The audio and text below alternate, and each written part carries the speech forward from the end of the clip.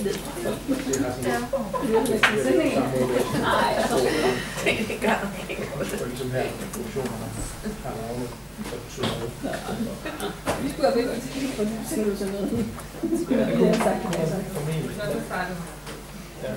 men for eksempel så er der nogle andre, altså nogle videoer, med de der natural language processing. Jeg tror ikke, det findes det her. Og så er der nogle gange det der med, at hvis man arbejder, så hvis man skal finde tutorials, så jeg har ikke tænkt med nogen. Jeg har været på.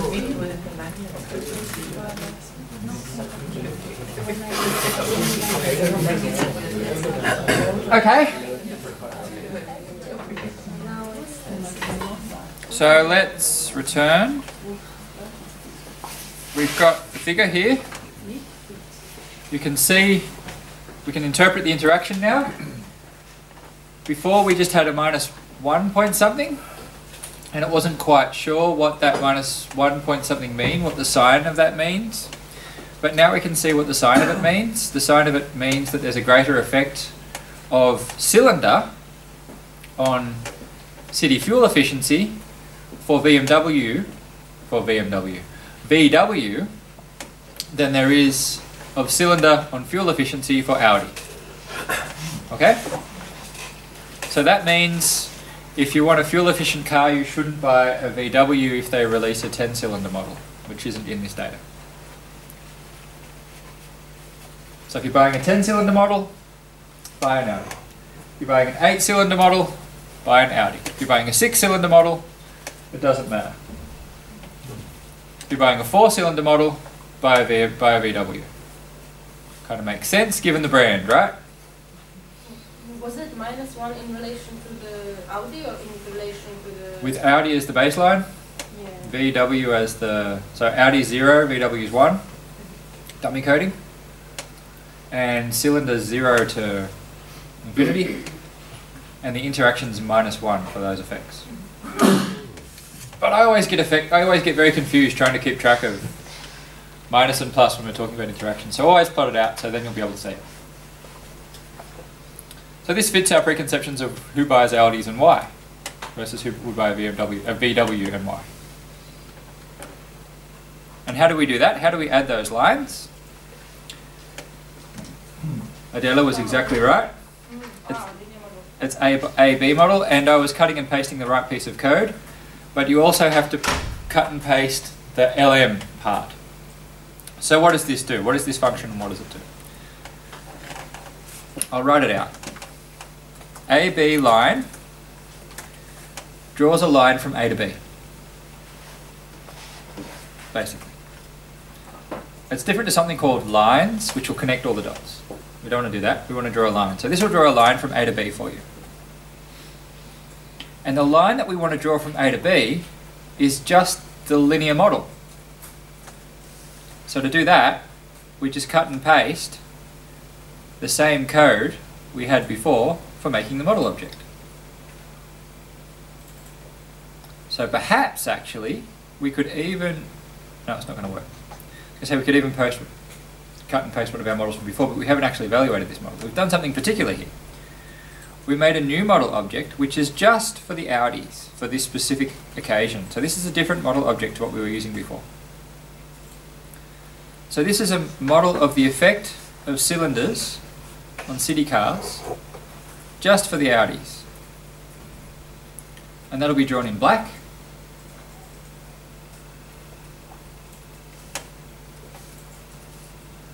And then we do the same thing, so cut and paste that, change the make to Volkswagen, and just like we did for the polygons, colour it green.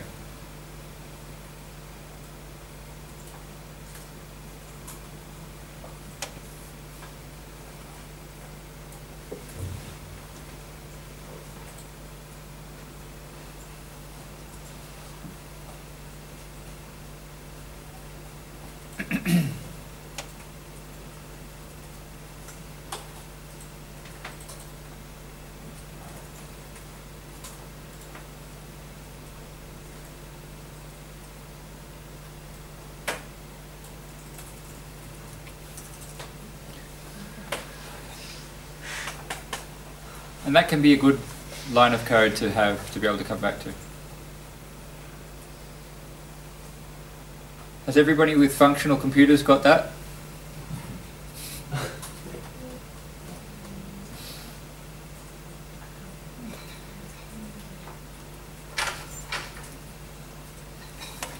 Okay, I'll let you type that in.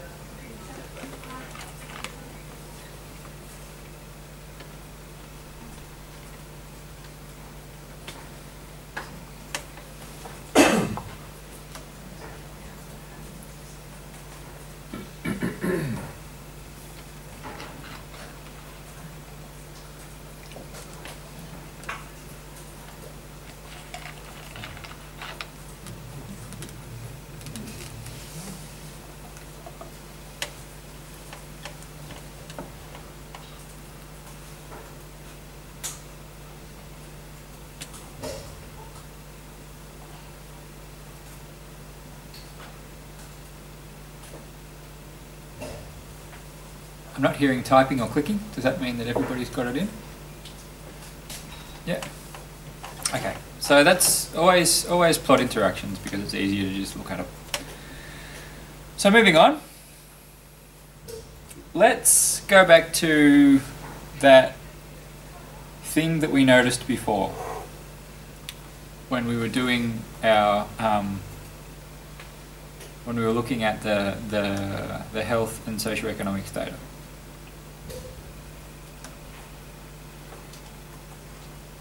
Got to load that up again? I think we do. So let's go back to that. So remove objects and don't do the cars data anymore. You've got your code which is saved what you've been doing.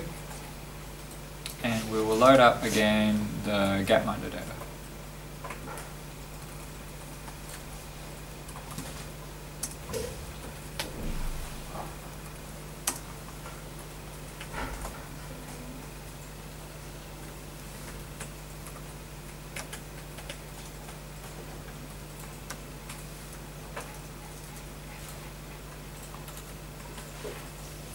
And we'll single out the year 2000 again.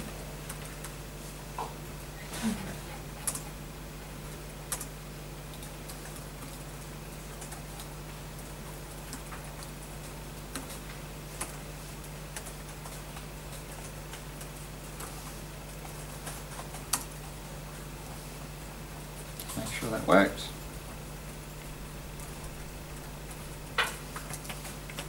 Yep.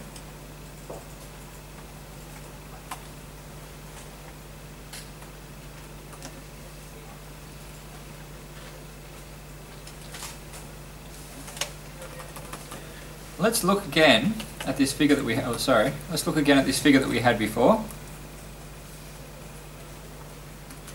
of life expectancy as a function of, this time we'll look at infant mortality.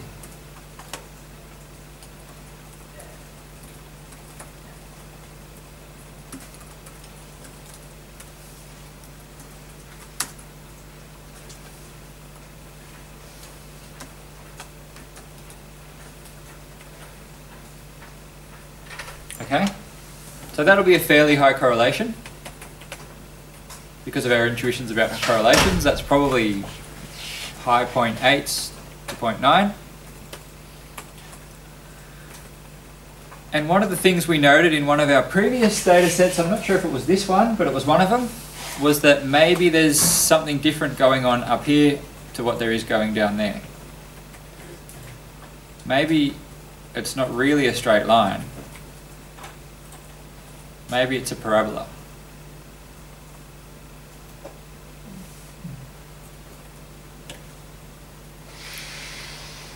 Fortunately, there's an equation for that. So fortunately there's an equation that describes a parabola, or a parabolic relationship between x and y. So if we go back to high school again, which is not easy, I mean it's easier said than done, but back there we had the x-axis and the y-axis, and we had a straight line, and we said that y equals to ax plus b. Right?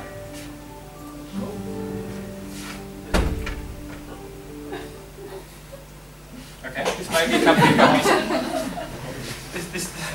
let's see what happens.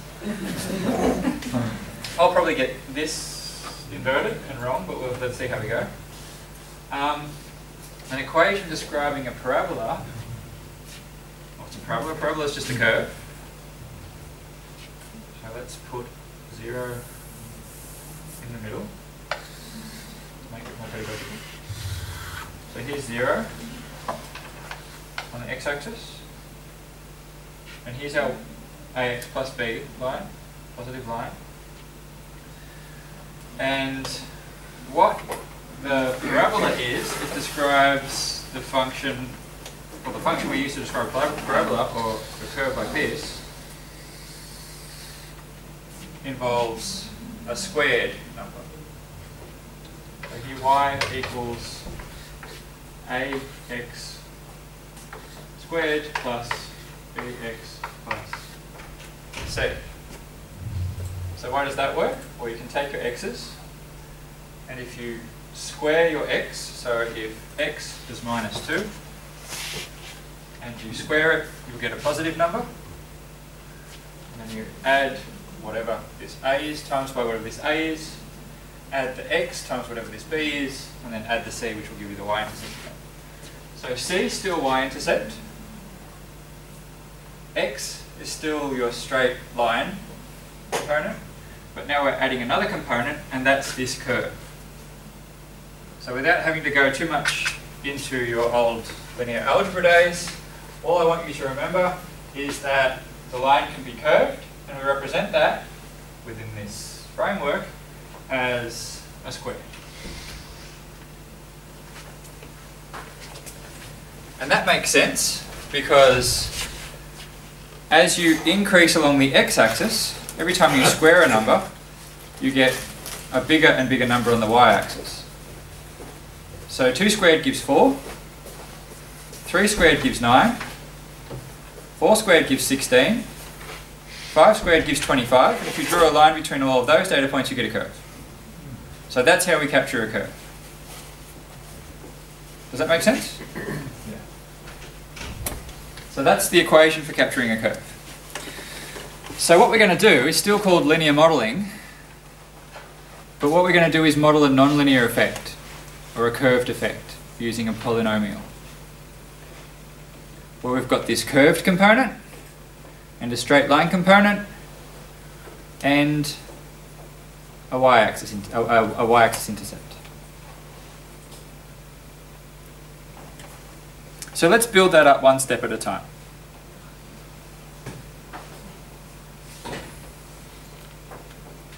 Let's make our first model and call it model 1. And model 1 is just LM function, linear modelling function, and this is just the linear model without the curve. So this is just y equals ax plus b. Life expectancy as a function of infant mortality. And our data is 2000. Okay, and evaluate that, but don't summarise it yet. Don't look at the summary. We just want to make the model object.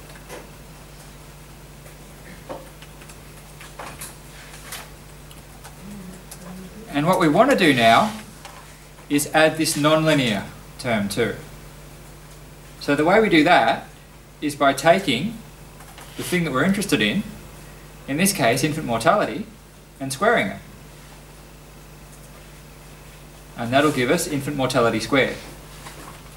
And then we can look at the effect of infant mortality squared on the outcome that we're interested in, life expectancy. And then we'll capture this. As you increase along the x-axis, you increase your increase along the y-axis. In the same way that 2 squared gives 4, 3 squared gives 9, 4 squared gives 16, you have to go up higher each time, 5 squared gives 25. That non-linear effect will be captured by that squared term. So let's make a new variable in our data frame. How do we do that? Well, first we make the variable and then we assign something to the variable. So let's do that. Let's do dat. So what we want to do, this variable doesn't exist yet. So we're making it. We're going to assign something to it.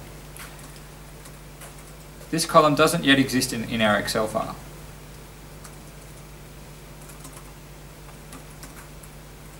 So we're making it. Now, infant mortality. So a new data frame. Nope, a new column, just in our data frame. Sorry.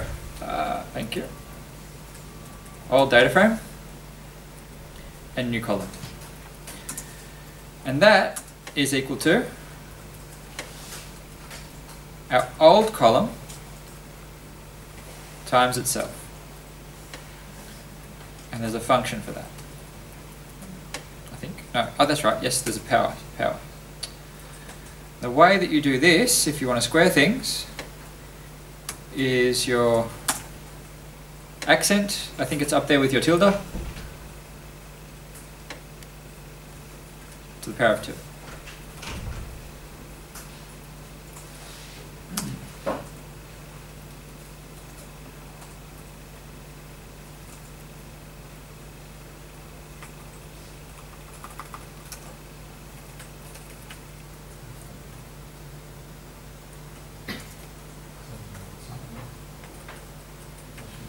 Why is that not working? Just collecting the new variable. You need to do infant mortality. Ah, thank you. I forgot to. There we go. So if we go ahead and look at our data,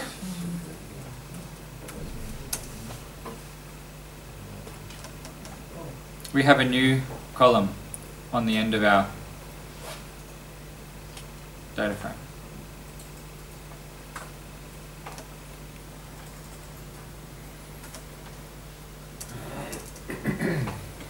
And we won't get any more advanced than this. This is the sort of the most advanced concept, is modelling nonlinear effects in the linear model.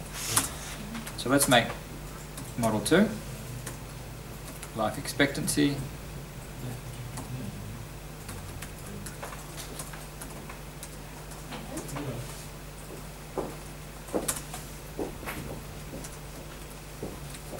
As a function of infant mortality.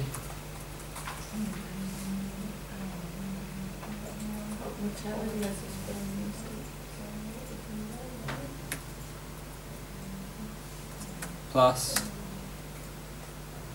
so this is your x plus your x squared.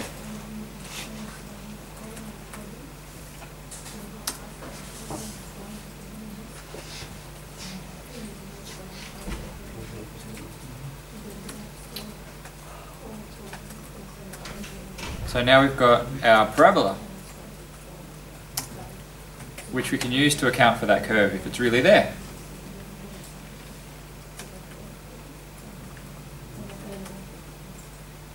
Okay? So what do we do next? We want to know if the curve's really there. Have we improved our model by adding this curve? So is a model that looks like this with a curve in it, is a model that looks like this with a curve in it better than a model that looks like this without a curve in it? That's the question that we're asking. Can you say that again? Is the model that looks like this with a curve in it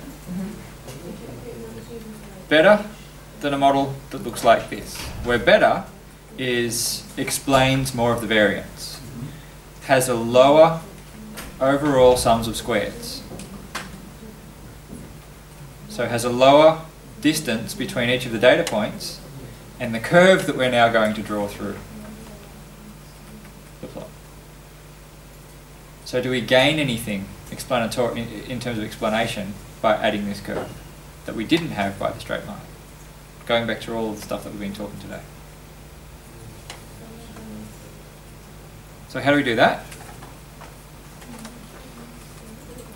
We type an over, M1, M2. Model 1, Model 2, and we do an f-test. Where an f-test tells us, or compares, the distance for Model 2 for all of the data points divided by the distance for Model 1 of all the data points from the line. Gives us an f value, we put it on the whale and see what p-value we get. And our suspicion is confirmed.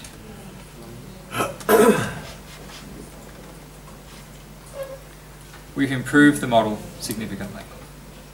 It's a much better model because the f value is a lot higher.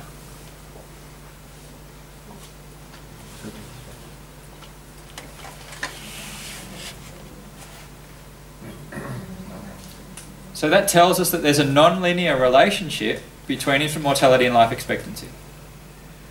That is, infant mortality increases, life expectancy decreases. But it tapers off as you go through time, as you go through the increase in infant mortality. So as infant mortality gets really, really high, life expectancy doesn't drop below a certain point. And so what that tells us then is that there's some point, sort of some maximum life expectancy that you should expect people to have if they get past infancy. And that looks to be about 50-ish. So the important number is the f value? The f value and the p value. Ah. Yeah. And the base will always be empty on the first one? Yeah, because it's not comparing it to anything. That's just the baseline. Yeah. So then each next line should be a comparison. So if it was a negative f value, you should go for the first one? No.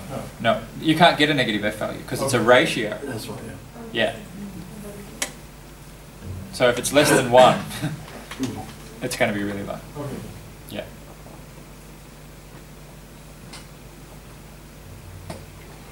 So how are people getting the carrot on the Danish keyboard? Sorry? The square. Where do you find it? Yes. It's near the tilde. It's on the same key as the tilde file. No. Oh, sorry, Alt G R, I think. No, Shift. Shift the tilde one. Yeah. Would it be meaningless just to have a model with the new infant mortality? Sorry? Would it be meaningful to have a model with just the infant mortality 2 variable compared to the life expectancy? Then it wouldn't be a polynomial. It wouldn't have this form of having the linear term plus the quadratic term. Okay, so you need a bx or something. Yeah. You can't just type the ax. Exactly. Okay. And I'm not going to get any more complicated than Okay, this. right. Right. Yes, I see. So much more.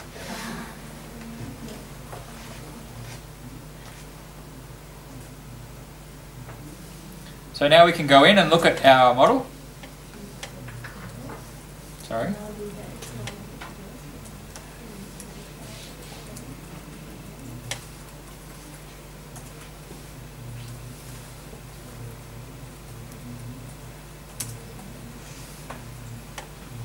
We see that it's a significant model. It's got a low p-value, a high f statistic, and it explains our data well.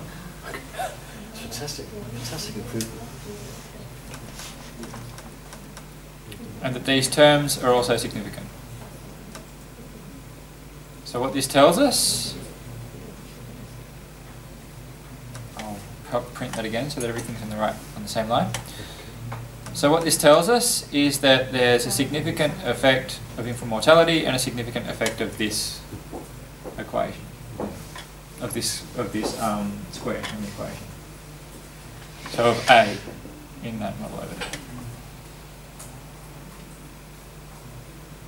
So if you want to predict a specific life expectancy based on infant mortality, you would run it through that equation, where A is equal to 0.001 and B is equal to minus 0.37. And C is equal to 79.17. If you run it through that equation, that'll give you a better prediction than if you didn't have the squared term in the model.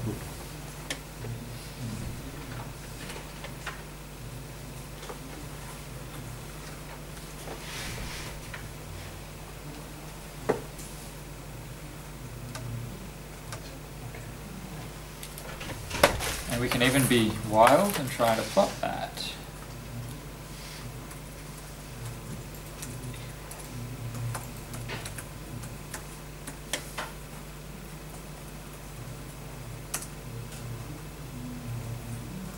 Didn't work.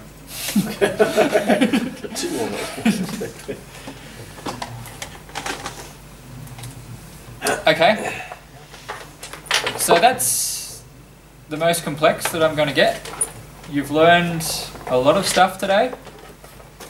You've learned about covariance, where covariance is similar to standard deviation but just in 2 dimensions. You've learned that you can use covariance to get a correlation coefficient, which is a standardized covariance, which gives you a value between -1 and 1, and where the meaning of that means that the sign means the direction and the value means how cloudy your data are. You've learned about linear modelling using a straight line equation. You combine those two, which gives you the general linear model, which allows you to see what the effect of some manipulation or some change is on some outcome. You've learned how to look at interactions as well. You've learned how to build models with interactions and to compare models with and without interactions, and to start looking at also nonlinear effects and to compare models with and without nonlinear effects and to make inferences on those bases. So that's a lot of ground to cover in one day. So we'll use the rest of the time on practice, and I'll give you sort of an open task in a second.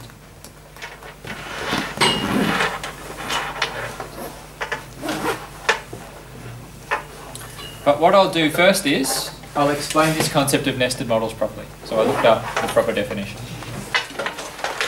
So the formally, or sort of more specifically, more precisely, what we mean when we say a model's nested. So let's say model A and model B. Model A is nested in model B if you can obtain model A by constraining the parameters of model B to specific values. So what does that mean? If we take this as an example, this is a model, and this is a model. Right? Write them over here. What we can do is this model is nested in this model because we can set B to 0. So if we say B has to be 0, and is not allowed to be any other value, we set it only at 0 and make it nothing else, then it's exactly the same as this one. This could be 1,000,000 and it would still be 0, so it would be equal to AX plus C. So we can cancel out this by saying that B has to be 0. So whenever we can do that, we've got a nested model. Whenever we can do that, we're allowed to do this model comparison trick. And that means that we're also allowed to do it for interactions. Because what we're really doing with an interaction is we're doing y is equal to, say, some predictor, I don't know, life expectancy, plus infant mortality, plus, in the sort of the notation of linear models, life expectancy interacting with IM. So that could be model A,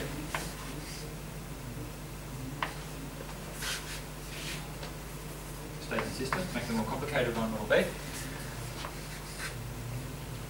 And model A is just life expectancy plus infant mortality. So how are these equivalent? How can we make these equivalent? By forcing their parameters. Well, what's really going on here is this. Right? We've got some coefficient for each of these parameters. Some value here for each of these parameters, which is giving us our model. And all we have to do is set C to 0, and we have recovered this model, model A. So that means that the model with just the main effects is nested in the model with the interaction and the main effects as well. Yeah? So you could also turn around and say the one is more extended. Yeah. Yeah. Yeah. The other, like AB, is an extended model. Yes, and that's, but it's just a matter of words. Yeah, it's a matter of words. I'm trying to do it as sort of as precisely as possible, yeah, so that you cover everything. Yeah. So that's why it didn't work before when I tried to just put the interaction in on its own. Okay. Because you couldn't make the interaction any value. Yeah. There was no value that you could put on C that would give you this model again. Exactly. So ANOVA didn't know what to do. Okay. Okay? Yes. So that's what nested models means. And you Okay. can do this ANOVA trick and do model comparison for nested models. Okay. And there's going to be a problem with model comparison, is that this way of doing it doesn't punish you for having more complex models. So as your model gets more complex, you imagine you add another dimension, you'll always get a little bit of an improvement. You could keep doing this ad infinitum. When does it stop paying off to do this? This is Occam's razor again. We want the simplest model that's still useful. One way of thinking of it is as long as you're increasing your significance. But there's some statisticians who have said that's not enough. We should be more respectful of Occam's razor, and we should punish ourselves every time we add a new parameter. And that's another thing that you can learn about if you learn more about model comparison. But that's it for the theoretical content and for the sort of guided practical exercises. So if you want to have a break, or should I just give you the question and then you can self-pace until 4 o'clock? Just give you the question. Okay. So what I want you to do is tell me how global life expectancy has changed over time. I'll write your brief up on the board, on the slide.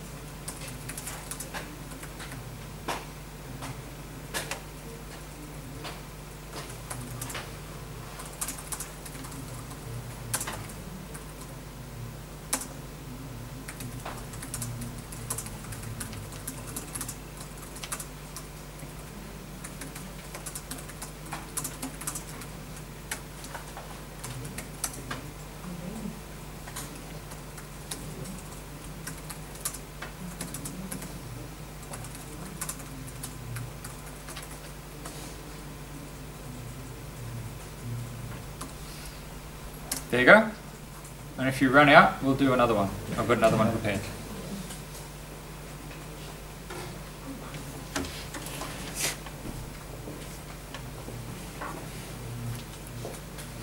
Did you want to borrow my computer there? Or